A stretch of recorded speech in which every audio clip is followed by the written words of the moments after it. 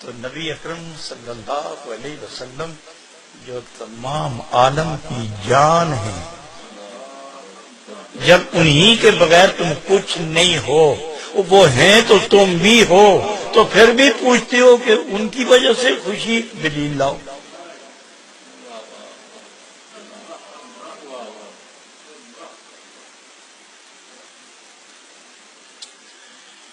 حضرات میں آپ کو ایک بات بتاؤں،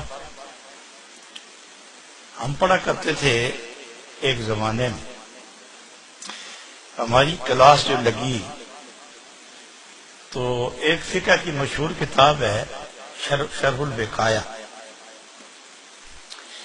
اس میں ہم بات پڑھ رہے تھے کہ پانی پاک ناپاک کی کیا شرطیں ہیں۔ تو اگر چوہا گر جائے تو اس کی آگے کیفیات تھی، اتنے ڈول نکالے جائے، یہ ہو جائے وہ۔ تو ایک طالب علم تھے، انہوں نے کہا کہ استاد جی یہ بتائیں کہ اگر گر جائے، اگر کس طرح گر جائے، آنکھیں نہیں اس کی؟ بھئی میں نے کہا کب گر گیا؟ میں تو کہتا ہوں اگر گر، ارے اگر گرے کس طرح؟ یا تو وہ کہ اندھا، اس کی آنکھیں نہیں تھی، کیوں چلتے چلتے کوئی میں گر گیا؟ پہلے یہ ثابت کرو کہ چوہا جو تھا وہ اندھا تھا۔ ارے ہم نے کہا نہیں، یہ مشروط بات ہے، اگر میں اگر کو مانتا ہی نہیں، کیونکہ اگر آنکھیں ہیں تو پھر اگر کی کیا گنجائش؟ تو وہ آدھا گھنٹہ سمجھاتے رہے، نہیں سمجھا۔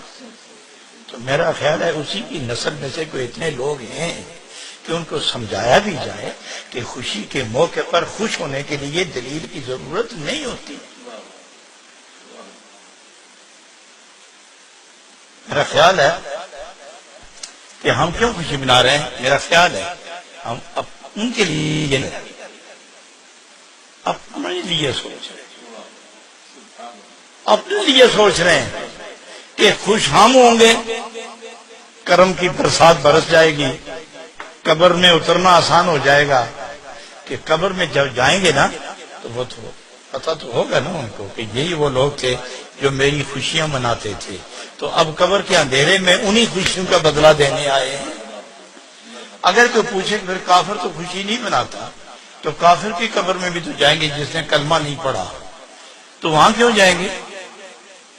چلو آپ لوگوں کو تو بدلہ دینے گئے، لیکن یہود و نصارہ، ہنود وغیرہ، ان کے قبروں میں بھی تو تشریف لے جائیں گے، تو وہاں جانے کا مطلب کیا تھا؟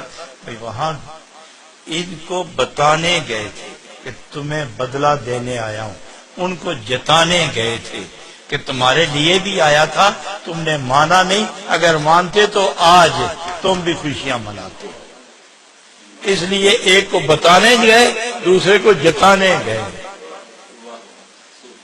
ہم تو آج اس لیے خوشیاں منا رہے ہیں۔ عشق والے اپنے دل کی تسکین کے لیے کسی دلیل کے محتاج نہیں ہوتے۔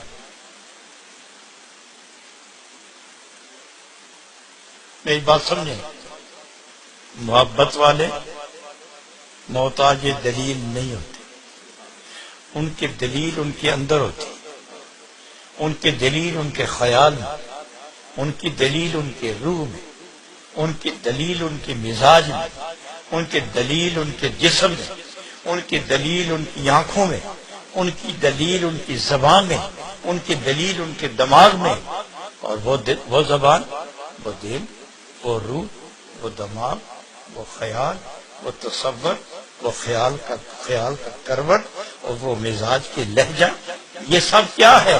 یہ عطیہ ہے جناب محمد الرسول اللہ کا۔